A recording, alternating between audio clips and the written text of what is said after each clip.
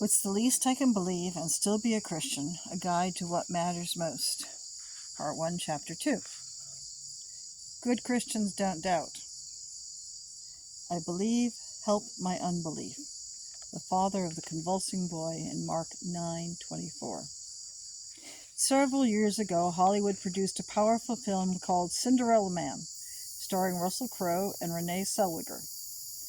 If you're not familiar with the movie, Cinderella Man tells the true story of Jim Braddock, a boxer during the Depression years. After injuring his hand, Jim's boxing career came to an end. Unable to find regular work, Jim and his family struggled greatly during the Depression years. Although a devout Roman Catholic, those bleak years strained Jim's faith in God. In one poignant scene of the movie, the Braddock family had no money. The kids were sick, the electricity had been cut off in their apartment, and they had little food. Late that evening, Jim came home after another unsuccessful day of seeking work. The kids were in bed, coughing with a bad cold. The apartment was freezing, and the only light in the apartment came from a candle. Jim sat down at the table with his wife to eat a meager bite of dinner. He and his wife joined hands and bowed their heads to say a blessing over the tiny meal. She began the prayer, "Lord, we are grateful." But Jim did not join her. She looked up at him and with her eyes asked, "What's the matter? Why are you not praying with me?" For a moment, Jim looked at her in silence. Then he said, "I'm all prayed out." All prayed out. Have you ever felt all prayed out? Do you ever have doubts about God? Do you ever wonder if God really exists? Or if God does exist, do you ever wonder if God is as good, loving, and just as you have been taught? If so, you are in good company. People have felt all prayed out for centuries, including many biblical heroes. After years of praying for a child with no results, Abraham and Sarah felt all prayed out. Frustrated with leading the people of Israel through the wilderness, Moses felt all prayed out. Sick in mind, body, and spirit, Job felt all prayed out. Hiding for his life in a desert cave, his enemies in hot pursuit, David felt all prayed out. Crying out to God in anger and anguish, the prophet Jeremiah felt all prayed out. Believing that God had abandoned him, the psalmist felt all prayed out. After denying Jesus 3 times, Peter felt all prayed out. After repeatedly praying for healing but not receiving it, the Apostle Paul felt all prayed out. In anguish over his inability to believe that Jesus was alive, Thomas felt all prayed out. At one point in his life, even Jesus felt all prayed out. The authorities were breathing down his neck. Powerful people wanted him dead.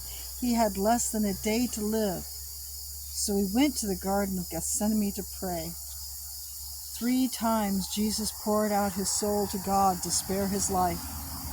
"Father," he pleaded, "don't let me die, let me live." But the heavens were silent.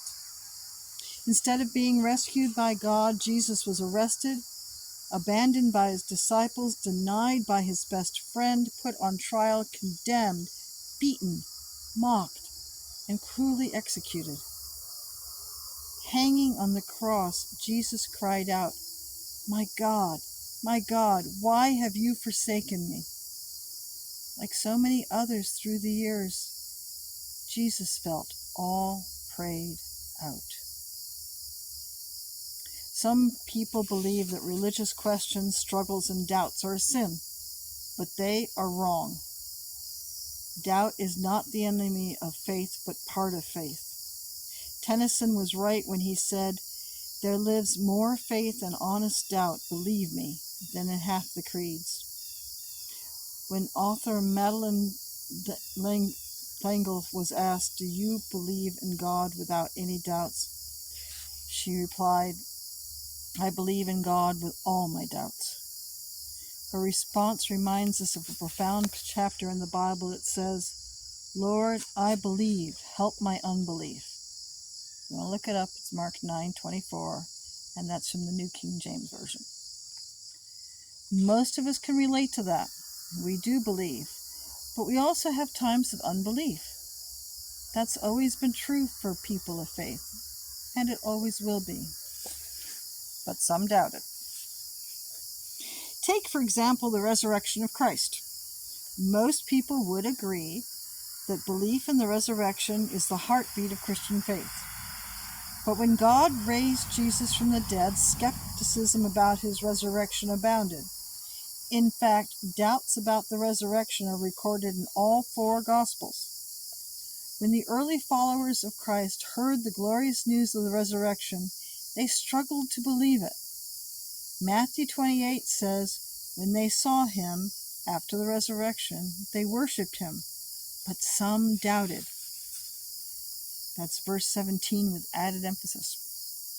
Mark 16 says, when they heard that he, Jesus, was alive and had been seen by her, Mary Magdalene, they would not believe it. Verse 11 with added emphasis.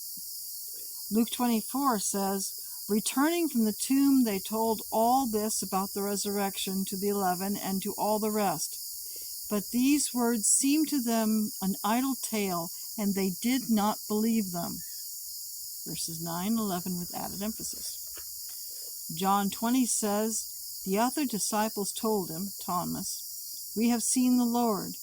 But he said to them, unless I see the mark of the nails in his hands and put my finger in the mark of the nails and my hand in his side, I will not believe. Verse 25 with added emphasis. Skepticism, doubt, and uncertainty exist in all 4 gospel accounts of the resurrection. Eventually, Christ's followers affirmed faith in his resurrection, but they had to work through their doubts, questions, and struggles to get there. I had my first serious struggle with religious doubt during college. I did not grow up in church, but became a Christian believer during my sophomore year in high school. For 3 years, my church nurtured me in an ultra-conservative, intensely emotional version of Christianity. My head was heavy on heart religion. Strike that.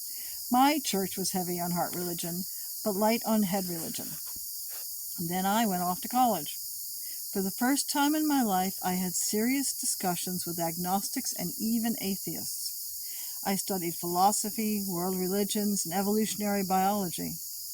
I was also introduced to critical academic study of the Bible and advanced theology. My professors taught me things I never heard in Sunday school. My simple, conservative, emotion-based Christian faith was seriously challenged. In that setting, I struggled deeply with my faith. I grappled with hard questions like, if God is all-loving and all-powerful, why is there so much suffering and evil in the world? I wondered, how can I reconcile my belief in science with my belief in the Bible? My simplistic, love Jesus with all your heart religion was not adequate anymore. For a while, I thought I was losing my faith. I shared my struggles with my college advisor and mentor. At the conclusion of our visit, he handed me a book written by an Episcopal priest called Honest to God. There's little in that book I would agree with today, but at the time it served as bread for a hungry beggar. In many ways, that book saved my faith and my vocation as a minister. It taught me that doubt is not the enemy of faith, but part of faith. It taught me that it is okay to ask hard questions about God, that you can be a thinking person and still be a Christian, and that science and religion are compatible with each other. Since that difficult faith struggle during college, I've learned that it's okay to say, along with the great heroes of the Bible, Lord, I believe. Help my unbelief. Bottom line, doubt is not the enemy of faith, but part of authentic Christianity. Thus ends chapter 2.